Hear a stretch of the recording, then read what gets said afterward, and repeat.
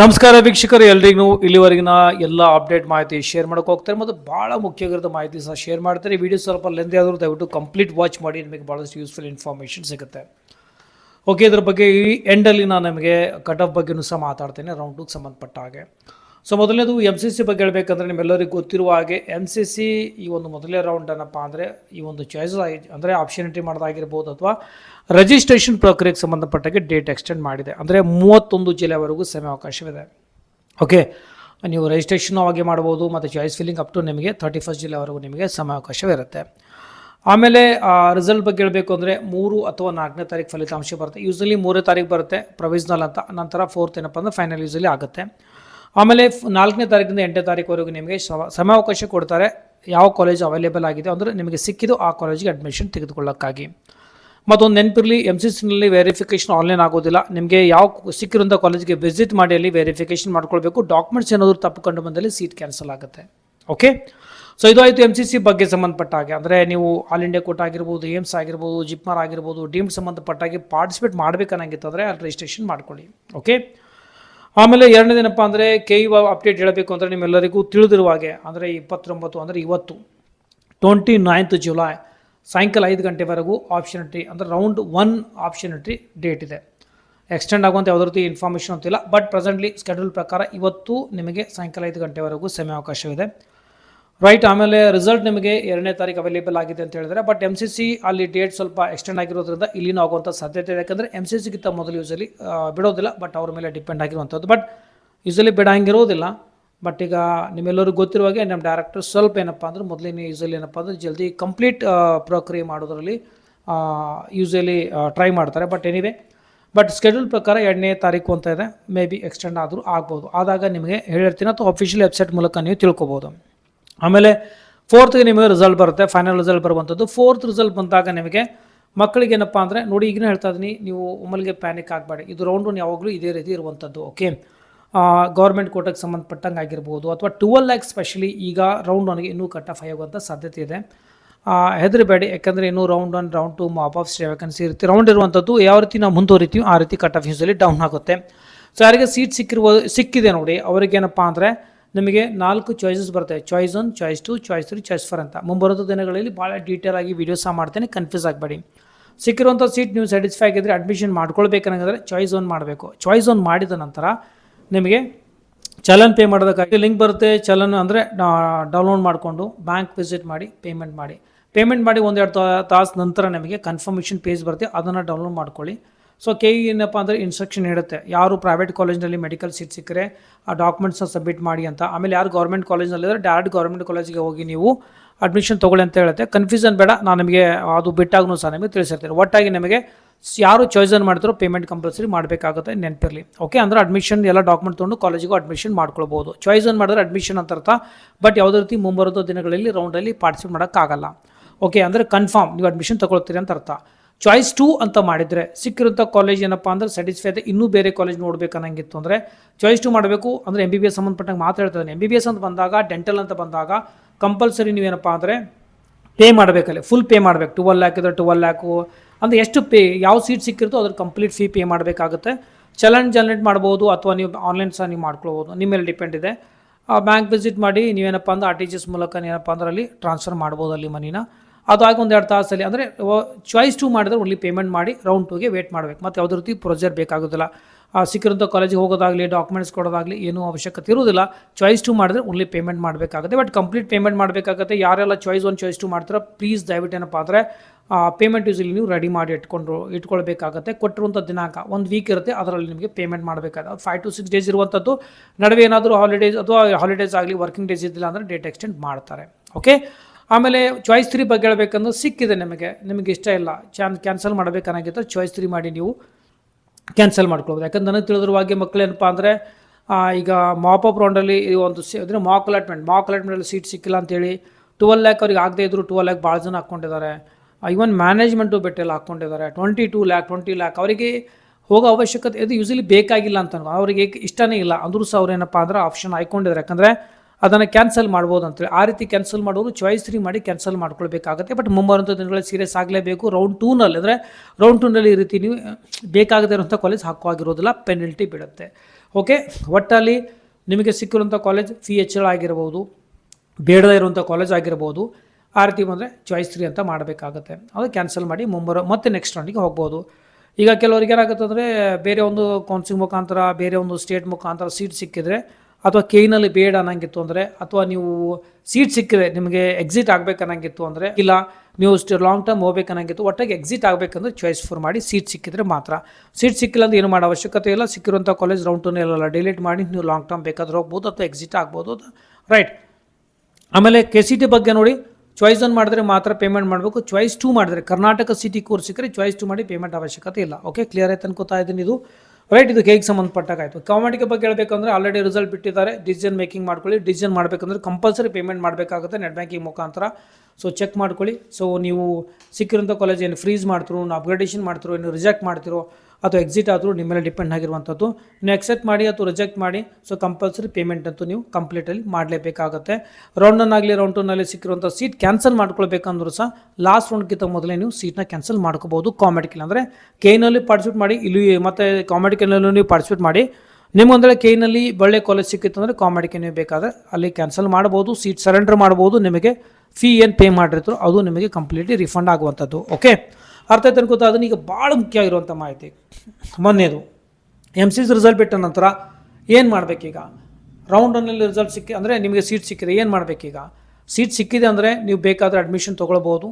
Okay, ಒಂದು admission ತೊಗೋತೀರಿ ಅಂತ ಅನ್ಕೋರಿ. Admission ಮಾಡಬೇಕಂದ್ರೆ ನೀವೇನು ಪೇಮೆಂಟ್ ಏನಪ್ಪ ಅಂದರೆ ಇಲ್ಲೇನು MCC ಮಾಡೋ ಅವಶ್ಯಕತೆ ಇಲ್ಲ. ಆ ಅಲಾಟ್ಮೆಂಟ್ ಲೆಟರ್ನ ತೊಗೊಂಡು ನೀವು ಡ್ಯೂರೇಷನ್ ಕೊಡ್ತಾರೆ, ಅಲಾಟ್ ಆಗಿರುವಂಥ ಕಾಲೇಜಿಗೆ ವಿಸಿಟ್ ಮಾಡಿ, ಅಲ್ಲಿ ನೀವು DD ಅಥವಾ ನೀವು RTGS ಮಾಡಿ ಮಾಡ್ಬೋದು. ಅಲ್ಲಿ ಆಲ್ರೆಡಿ ಎಲ್ಲ ಡೀಟೇಲ್ ಇನ್ಫಾರ್ಮೇಷನ್ ಇರುತ್ತೆ ಅಲ್ಲಿ ವೆಬ್ಸೈಟಲ್ಲಿ. ಆ ಒಂದು ಕಾಲೇಜ್ ಸಂಬಂಧಪಟ್ಟಾಗಿ ತಿಳ್ಕೊಂಡು RTGS ಮೇಲೆ ಅಂದರೆ ಕಾಲೇಜಿಗೆ ಪೇಮೆಂಟ್ ಮಾಡಬೇಕಾಗತ್ತೆ. ಓಕೆ, ನಿಮ್ಮ ಡಾಕ್ಯುಮೆಂಟ್ಸ್ ಎಲ್ಲ ಅಲ್ಲೇ ವೆರಿಫೈ ಆಗುತ್ತೆ. KEನಲ್ಲಿ ಹಂಗಾಗೋದಿಲ್ಲ, ಈ ಕಡೆ ವೆರಿಫೈ ಆಗುತ್ತೆ, ಮೊದಲೇ ವೆರಿಫೈ ಆಗುತ್ತೆ. ಬಟ್ MCCನಲ್ಲಿ ಸೀಟ್ ಸಿಕ್ಕ ನಂತರ ಕಾಲೇಜಲ್ಲಿ ವೆರಿಫೈ ಆಗುತ್ತೆ. ಎಲ್ಲ ಕರೆಕ್ಟ್ ಇದ್ದರೆ ಓಕೆ, ತಪ್ಪಿತ್ತಪ್ಪ ಅಂದರೆ ಏನಾದರೂ ರಾಂಗ್ ಕಂಡು ಬಂದಲ್ಲಿ ನಿಮ್ಮ ಸೀಟ್ ಕ್ಯಾನ್ಸಲ್ ಆಗುತ್ತೆ. ಓಕೆ, ಒಂದು ವೇಳೆ ರೌಂಡ್ 1 ಸೀಟ್ ಸಿಕ್ಕಿದೆ, ನಿಮಗೆ ಇಷ್ಟ ಇಲ್ಲ ನನಗಿತ್ತಂದರೆ ಫ್ರೀ ಎಕ್ಸಿಟ್ ಆಗಿರುವಂಥದ್ದು. ಯಾವುದೇ ರೀತಿ ನೀವು ತುಂಬಿರುವಂಥ ದುಡ್ಡು ಏನಪ್ಪ ಅಂದರೆ ರದ್ದುಗೊಳ್ಳೋದಿಲ್ಲ. ನಿಮಗೆ ಮುಂಬರುವಂಥ ದಿನಗಳಲ್ಲಿ ಅಂದರೆ 1 ವರ್ಷದೊಳಗಡೆ, ಆಲ್ಮೋಸ್ಟ್ 1 ಅಥವಾ 2 ವರ್ಷಗಳೊಳಗಡೆ ನೀವು ಪೇ ಮಾಡಿರುವಂಥ ಸೆಕ್ಯೂರಿಟಿ ಡಿಪಾಸಿಟ್ ನಿಮಗೆ ರಿಫಂಡ್ ಆಗುತ್ತೆ. ಅಥವಾ ನೀವು ರೌಂಡ್ 2ಗೆ ಬೇಕಾದರೂ ಹೋಗ್ಬೋದು. ಬಟ್ ನೆನಪಿರಲಿ, ರೌಂಡ್ 2ಗೆ ಹೋದಾಗ ಸಿಕ್ಕಿರುವಂಥ ಸೀಟ್ ಸುಮ್ಮನೆ ನೀವು ಕ್ಯಾನ್ಸಲ್ ಮಾಡೋ ಹಾಗಿರೋದಿಲ್ಲ. ಕ್ಯಾನ್ಸಲ್ ಮಾಡಿಕೊಂಡ್ರೆ ನಿಮ್ಮ 2 lakh rupees ಏನಪ್ಪ ಅಂದ್ರೆ ರದ್ದಾಗುವಂಥದ್ದು. Okay, right. ಸೊ ಆಮೇಲೆ ನೀವು KEನಲ್ಲಿ ಪಾರ್ಟಿಸಿಪೇಟ್ ಮಾಡ್ಬೋದಾ? ಅಲ್ಲಿ ನಿಮಗೆ ಸೀಟ್ ಸಿಕ್ಕಿದೆ, ಅಡ್ಮಿಷನ್ ತೆಗೆದುಕೊಂಡಿದ್ರಿ, KEನಲ್ಲೂ ನಿಮಗೆ ಸೀಟ್ ಸಿಕ್ಕಿದೆ. ಓಕೆ, ನೀವು ಅಲ್ಲಿ ಅಡ್ಮಿಷನ್ ತೊಗೊಂಡ್ರು ಸಹ ಅಲ್ಲಿನೂ ರೌಂಡ್ 2 ಅಟೆಂಡ್ ಮಾಡಿದ್ರಿ, ಇಲ್ಲಿನೂ ರೌಂಡ್ 2 ಅಟೆಂಡ್ ಮಾಡಿದ್ರಿ, ನಿಮಗೆ KEನಲ್ಲಿರುವಂಥ ಸೀಟ್ ಸ್ಯಾಟಿಸ್ಫೈ ಆಗಿದೆ, 12 lakh ಸೀಟ್ ಸಿಕ್ಕಿದೆ, ಅಥವಾ ನಿಮಗೆ ಬೇಕಾಗಿರುವಂಥ ಸೀಟ್ ಸಿಕ್ಕಿದೆ ಅನ್ನಂಗಿತ್ತು ಅಂದರೆ MCC ನೋಟಿಫಿಕೇಶನ್ ಬಿಡುತ್ತೆ, ಅಲ್ಲಿ ಅಫಿಷಿಯಲಿ ಸರೆಂಡರ್ ಮಾಡ್ಬೋದು, KEನಲ್ಲಿ ಕಂಟಿನ್ಯೂ ಮಾಡ್ಬೋದು. ನೀವು ಕೊಟ್ಟಿರುವಂಥ 2 lakh rupees ಯಾವುದೇ ರೀತಿ ಏನಂದರೆ ರದ್ದಾಗೋದಿಲ್ಲ, ನಿಮಗೆ 2 lakh rupees ಬರುತ್ತೆ. ಆಮೇಲೆ KE ಒಂದು ವೇಳೆ ನೀವು ಅಡ್ಮಿಷನ್ MCCನಲ್ಲಿ ತೆಗೆದುಕೊಂಡೋದ್ರು ಸಹ ನಿಮಗೆ ರಿಫಂಡ್ ಆಗುತ್ತೆ. ಓಕೆ, ಕಾಲೇಜ್ ಕಡೆಯಿಂದ ರಿಫಂಡ್ ಮಾಡ್ತಾರೆ. ಅದೇ ನಾರ್ಮಲ್ ಚಾರ್ಜಸ್ ಇರುತ್ತೆ, ಅದನ್ನು ಡಿಡಕ್ಟ್ ಮಾಡಿ 1 ವೀಕಲ್ಲಿ ನಿಮಗೆ ಯೂಸಲಿ ಅವ್ರು ನಿಮಗೆ ರಿಫಂಡ್ ಮಾಡ್ತಾರೆ. 1 ವೀಕ್ ಆಗಿರ್ಬೋದು, 10-12 days ಆಗಿರ್ಬೋದು, ಡಿಪೆಂಡ್ ಅಂತ ಕಾಲೇಜ್. ಓಕೆ, ಎರಡನೇದು ಮುಖ್ಯವಾಗಿ MCC ರೌಂಡ್ 1 ಆದ ನಂತರ ರೌಂಡ್ 2ಗೆ ನೀವು ಅಪ್ಗ್ರೇಡೇಷನ್ ಆಗಿರ್ಬೋದು, ಅಥವಾ ನೀವು ಡೈರೆಕ್ಟ್ಲಿ ರೌಂಡ್ 2ಗೆ ಹೋದರೂ ಸಹ ನಿಮಗೆ ಫ್ರೆಶ್ ಎಂಟ್ರಿ ಮಾಡಬೇಕಾಗುತ್ತೆ. KEನಲ್ಲಿ ಒಂದು ಸಲ ಮಾಡಿದ್ರೆ ಅದೇ ಕಂಟಿನ್ಯೂ ಆಗುತ್ತೆ. MCCನ ಆ ರೀತಿ ಇರೋದಿಲ್ಲ, ಪ್ರತಿ ಸಲ ಎಂಟ್ರಿ ಮಾಡಲೇಬೇಕಾಗುತ್ತೆ, ಫ್ರೆಶ್ ಎಂಟ್ರಿ ಮಾಡಬೇಕಲ್ಲಿ. ಓಕೆ, ನೆನಪಿರಲಿ, ನಮ್ಮ ಹತ್ರ ಆ ರೀತಿ ಇರೋದಿಲ್ಲ. ರೌಂಡ್ 2ನಲ್ಲಿ ಯಾವುದೇ ಫ್ರೆಶ್ ಎಂಟ್ರಿ ಇರೋದಿಲ್ಲ, ಕಂಟಿನ್ಯೂ ಆಗುತ್ತೆ KEನಲ್ಲಿ, ರೈಟ್. ಬಟ್ ಸೆಕೆಂಡ್ ರೌಂಡಲ್ಲಿ ನಿಮ್ಗೆ ಸೀಟ್ ಸಿಕ್ಕಿದೆ ಅಂದರೆ ನಿಮಗೆ ಕಂಪಲ್ಸರಿ ಹೋಗಲೇಬೇಕಲ್ಲಿ. ಓಕೆ, ಇಲ್ಲಪ್ಪ ಅಂದರೆ 2 lakh rupees ನೀವು ರದ್ದಾಗುವಂಥದ್ದು. ಆಮೇಲೆ ಮೂರನೇನಪ್ಪ ಅಂತಂದರೆ KEನಲ್ಲಿ ಪೇಗೆ ಸಂಬಂಧಪಟ್ಟಾಗ ಆಲ್ರೆಡಿ ನಾನು ನಿಮಗೆ ಹೇಳಿದ್ದೇನೆ, ಪೇಮೆಂಟ್ ಸಂಬಂಧಪಟ್ಟಾಗ ಹೇಳಿದ್ದೇನೆ. ಪೇಮೆಂಟ್ ಸಂಬಂಧಪಟ್ಟಾಗ ಅಂದರೆ ಭಾಳ ಜನ ಕನ್ಫ್ಯೂಷನ್ ಇದ್ದಾರೆ, ಪೇಮೆಂಟ್ ಅರ್ಧ ಮಾಡಬೇಕಾ ಸ್ವಲ್ಪ ಮಾಡಬೇಕಾ? ನೋಡಿ, KEನಲ್ಲಿ ಸೀಟ್ ಸಿಕ್ಕರೆ ನಿಮಗೆ ಚಾಯ್ಸ್ 1 ಮಾಡಿದ್ರು, MBBS ಸೆಂಟ್ರಲ್ ಬಂದಾಗ ಚಾಯ್ಸ್ 1 ಮಾಡಿರಿ, ಚಾಯ್ಸ್ 2 ಮಾಡಿರಿ, ಪೇಮೆಂಟ್ ಮಾಡಲೇಬೇಕು. KCT ಬಂದಾಗ ಚಾಯ್ಸ್ 1 ಮಾಡಿದ್ರೆ ಮಾತ್ರ ಪೇಮೆಂಟ್ ಮಾಡಬೇಕು, ಚಾಯ್ಸ್ 2 ಮಾಡಿದ್ರೆ ಪೇಮೆಂಟ್ ಇರೋದಿಲ್ಲ, ಅಥವಾ ಚಾಯ್ಸ್ 3 ಮಾಡಿದ್ರು ಪೇಮೆಂಟ್ ಇರೋದಿಲ್ಲ. ಒಟ್ಟಾಗಿ ನೆನ್ಪಿಟ್ಕೊಳ್ಳಿ, MBBS ಡೆಂಟಲ್ ಸೀಟ್ ಸಿಕ್ಕಿದೆಯಾ, ಚಾಯ್ಸ್ 1 ಮಾಡಿ, ಚಾಯ್ಸ್ 2 ಮಾಡಿ, ಪೇಮೆಂಟ್ ಮಾಡಲೇಬೇಕು, ಕಂಪ್ಲೀಟ್ ಪೇಮೆಂಟ್ ಮಾಡಬೇಕು. 12 lakh ಆಗಲಿ, 20 ಆಗಲಿ, 22 ಆಗಲಿ, ಅಥವಾ 32, 35 ಟೇಕ್ ಆಗಲಿ, ಕಂಪ್ಲೀಟ್ ಫೀ ಪೇ ಮಾಡಲೇಬೇಕಾಗತ್ತೆ. ಓಕೆ, ಕರ್ನಾಟಕ ಸಿಟಿ ಅಂತ ಬಂದಾಗ ಚಾಯ್ಸ್ 1 ಮಾಡಿದರೆ ಮಾತ್ರ ಪೇಮೆಂಟ್ ಮಾಡಿ, ಚಾಯ್ಸ್ 2 ಮಾಡಿದ್ರೆ ಪೇಮೆಂಟ್ ಅವಶ್ಯಕತೆ ಇರೋದಿಲ್ಲ. ರೌಂಡ್ 2 ಹೋಗಬೇಕಾಗತ್ತೆ. ಹೋಗಿ ಅಲ್ಲಿ ನೀವು ಮತ್ತೆ ಬೆಟರ್ ಕಾಲೇಜನ್ನ ಟ್ರೈ ಮಾಡ್ಬೋದು. ಬಟ್ ಸೆಕೆಂಡ್ ರೌಂಡಲ್ಲಿ ನೀವು KE ಆಗಿ ಅಂದರೆ MBBS ಆಗಲಿ, ಡೆಂಟಲ್ ಆಗಲಿ, KCT ಸಂಬಂಧಪಟ್ಟಾಗ ಕಾಲೇಜ್ ಆ್ಯಡ್ ಮಾಡೋಕ್ಕೆ ಬರಲ್ಲ, ಡಿಲೀಟ್ ಮಾಡ್ಬೋದು, ಪ್ರಯಾರಿಟಿನ ವೇರಿ ಬೇಕಾದರೆ ಮಾಡ್ಬೋದು. ಓಕೆ, ನೆಕ್ಸ್ಟ್ ಮಾಹಿತಿ ಏನಪ್ಪ ಅಂದರೆ ಭಾಳ ಜನ ಕೇಳ್ತಾರೆ, ಸರ್ ನನ್ನ ಬಿ ಡಿ ಎಸ್ ಸಿಕ್ಕಿದೆ ಅಥವಾ ಇಂಜಿನಿಯರಿಂಗ್ ಯಾವುದೊಂದು ಕೋರ್ಸ್ ಸಿಕ್ಕರೆ, ಅಂದರೆ ಕೆ ಸಿ ಟಿಲಿ ಯಾವುದಾದ್ರು ಕೋರ್ಸ್ ಸಿಕ್ಕರೆ ನಾನೇನಪ್ಪ ಅಂದರೆ MBBS ಟ್ರೈ ಮಾಡಬಾರ್ದು. ನೋಡಿ, ನೀವು ಅಡ್ಮಿಷನ್ ತೆಗೆದುಕೊಂಡ್ರೂ ಸಹ MBBS ಎಲ್ಲಿವರೆಗೂ ಕೌನ್ಸಿಲಿಂಗ್ ನಡೀತೆ, ಮೊದಲನೇ ರೌಂಡ್, ಎರಡನೇ ರೌಂಡ್, ಮಾಪ್ ಮತ್ತು ಸ್ಟ್ರೇ ವೇಕೆನ್ಸಿ ರೌಂಡ್ವರೆಗೂ ನೀವು MBBSಗೆ ಟ್ರೈ ಮಾಡ್ಬೋದು. ಓಕೆ, ಅಷ್ಟು ಅಧಿಕಾರ ಇರುವಂಥದ್ದು ನಿಮಗೆ, ರೈಟ್. MBBS ಕೊನೆವರೆಗೂ ನೀವು ಟ್ರೈ ಮಾಡ್ಬೋದು. ಬಟ್ ಅಲ್ಲಿ ನಿಮಗೆ ಸ್ವಲ್ಪ ಗೈಡೆನ್ಸ್ ಬೇಕಾಗುವಂಥದ್ದು, ಯಾವ ರೀತಿ ಹೋಲ್ಡ್ ಮಾಡಿ ಹೋಗಬೇಕಂತ, ರೈಟ್. ಅದನ್ನು ಪ್ರಾಪರಾಗಿ ನೀವು ವೀಡಿಯೋಸೆಲ್ಲ ನೋಡಿಬೇಕಾದ್ರೆ ತಿಳ್ಕೊಬೋದು, ರೈಟ್. ಆಮೇಲೆ ಕೊನೆಯದಾಗಿ ಮ್ಯಾನೇಜ್ಮೆಂಟ್ ಕೋಟಕ್ಕೆ ಸಂಬಂಧಪಟ್ಟಾಗೆ ಭಾಳ ಜನ ಕೇಳ್ತಾ ಇದ್ರಿ, ಸರ್ ಮ್ಯಾನೇಜ್ಮೆಂಟ್ ಕೋಟ ಯೂಸಲಿ ನಾವು ಹಾಕಿದ್ರು ಸಹ ನಮಗೆ ಸಿಕ್ಕಿಲ್ಲ ಅಂತ. ನೋಡಿ, ಮೊದಲನೇ ರೌಂಡ್, ಎರಡನೇ ರೌಂಡಲ್ಲಿ ಮ್ಯಾನೇಜ್ಮೆಂಟ್ ಕೋಟಕ್ಕೆ ಸ್ವಲ್ಪ ಫೀ ಇರುತ್ತೆ, ಸ್ವಲ್ಪ ಸೀಟ್ಸ್ ಇರುತ್ತೆ. ನೀವು ಥರ್ಡ್ ರೌಂಡ್ ಅಥವಾ ಫೋರ್ತ್ ರೌಂಡ್ ಆದಾಗ NRI will be convert into management. Even MCCನೂ ಸಹ ಅದೇ ರೀತಿ ಆಗುವಂಥದ್ದು. ಆ ರೀತಿ ಕನ್ವರ್ಟ್ ಆದಾಗ ಮ್ಯಾನೇಜ್ಮೆಂಟ್ ಅಂತ ನಿಮಗೆ ಸೀಟ್ ಸಿಗುತ್ತೆ. ಈಗ ಪ್ರೆಸೆಂಟ್ಲಿ ಸಿಕ್ಕಿಲ್ಲ ಅಂದರೂ ಭಯ ಬೇಡ, ಥರ್ಡ್ ರೌಂಡ್, ಫೋರ್ತ್ ರೌಂಡ್ವರೆಗೂ ಸಿಗುತ್ತೆ. ಓಕೆ, ಕಟ್ ಆಫ್ ಬಗ್ಗೆ ನಾನು ಅನಿಸಿಕೆ ಹೇಳ್ತಾ ಇದ್ದೀನಿ. ರೌಂಡ್ 2ನಲ್ಲಿ ಏನಾಗ್ಬೋದು, ರೌಂಡ್ 2ನಲ್ಲಿ ನೋ ಡೌಟ್ ಡಿಕ್ರೀಸ್ ಆಗತ್ತೆ. ಇದು ಈಗಿನಿಂದಲ್ಲ, ಯಾವಾಗಲೂ ರೌಂಡ್ 1 ಇದೇ ರೀತಿ ಇರುತ್ತೆ. ಈ ರೀತಿ ಸ್ವಲ್ಪ ಜಾಸ್ತಿನೇ ಕಟ್ ಆಫ್ ಸಡನ್ ಆಗಿ ಶಾಕ್ ಆಗಿರೋ ಉದ್ದೇಶ ಅಷ್ಟೇ. ಅಂದರೆ ಇದರ ಒಂದು ಮೇನ್ ರೀಸನ್ ಏನಪ್ಪ ಅಂದರೆ, ಆ್ಯಕ್ಚುಲಿ MCC ರೌಂಡ್ 1 ಆದ ನಂತರ, ಆಪ್ಷನಿಟಿ ಆದ ನಂತರ ನಮ್ಮ ಹತ್ರ KNL ಓಪನ್ ಆಗಬೇಕು. ಇನ್ನು ಮೊದಲೇ ಓಪನ್ ಮಾಡಿದ್ರೆ ಏಮ್ಸ್ ಆಗಲಿ, ಜಿಪ್ಪರ್ ಆಗಲಿ ಅಥವಾ ಡೀಮ್ಡ್ ಸ್ಪೆಷಲ್ ಎಲ್ಲಿ ಹೋಗ್ಬೇಕನ್ನೋಂಥ ವಿದ್ಯಾರ್ಥಿಗಳು ಏನು ಮಾಡ್ತಾರೆ ಅಂದರೆ, ಇಲ್ಲೇ ಎಲ್ಲ ಎರಡೂ ಕಡೆಯೂ ಆಪ್ಷನಿಟಿ ಮಾಡೋದ್ರಿಂದ ಕರ್ನಾಟಕದಲ್ಲಿಂದ ಎಲ್ಲ ಹೈ ಕಾಂಪಿಟೇಟರ್ಸ್ ಎಲ್ಲ ಕರ್ನಾಟಕದಲ್ಲಿ ಹಾಕ್ಕೊಂಡಿದ್ದಾರೆ, MCCನಲ್ಲೂ ಹಾಕ್ಕೊಂಡಿದ್ದಾರೆ. ಹಾಗಾಗಿ ಇವರು ನಿಮ್ಮ ಕಾಂಪಿಟೇಟರ್ಸ್ ಆಗಿರೋದ್ರಿಂದ ನಿಮಗೆ ಕಟ್ ಆಫ್ ಯೂಸಲ್ಲಿ ಎಕ್ಸ್ಪೆಕ್ಟೆಡ್ಗಿಂತಲೂ ಜಾಸ್ತಿ ಆಗಿದೆ. ರೌಂಡ್ 2ನಲ್ಲಿ ಏನಾಗುತ್ತೆ ನೋಡಿ, ರೌಂಡ್ 1 ಕರ್ನಾಟಕದ ಮುಗಿತೆ, MCC ರೌಂಡ್ 1 ಮುಗಿದಿರುವಂಥ ರೌಂಡ್ 1 ಮೊದಲು ಮುಗಿಬೇಕು, ನಮ್ಮದು ರೌಂಡ್ 1 ಮುಗಿಬೇಕು. ರೌಂಡ್ 2 ಆ ಕಡೆ MCC ಮುಗಿದ್ಮೇಲೆ ರೌಂಡ್ 2 ನಮ್ಮ ಹತ್ರ ಸ್ಟಾರ್ಟ್ ಆಗಬೇಕು. ಅವಾಗ ಏನಾಗುತ್ತೆ, cut off usually definitely decrease ಆಗುತ್ತೆ. ಓಕೆ, ಸೊ ಬಟ್ ಈ ಪ್ರೊಸೀಜರ್ ಫಾಲೋ ಮಾಡಿದ್ರೆ ಆಗಿರುವಂಥ ತಪ್ಪಿನಲ್ಲಿ ಕರೆಕ್ಷನ್ ಆಗುತ್ತೆ. ಏನು ಮಿಸ್ಟೇಕ್ ಮಾಡಿದ್ದು ನೋಡಿ, ಆ ಒಂದು ಮಿಸ್ಟೇಕ್ ಕರೆಕ್ಷನ್ ಆಗಬೇಕಂದ್ರೆ ನಾನು ಹೇಳ್ತಾ ಇದ್ದೀನಿ, ಮೊದಲು MCC ರೌಂಡ್ 1, KE ರೌಂಡ್ 1 ಮುಗೀತು.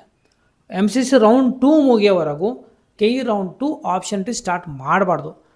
ಮಾಡಿದರೆ ತಪ್ಪು ಮತ್ತು ನಡೆಯುವಂಥದ್ದು, ಆ ರೀತಿ ಗಡಬಡ ಆಗಬಾರ್ದು. ಒಟ್ಟಾಗಿ ರೌಂಡ್ 2 KEನಲ್ಲೇ ಕರೆಕ್ಟಾಗಿ ಮತ್ತು ಸರಿಯಾದ ದಾರಿ ಹಿಡಿಯುತ್ತೆ.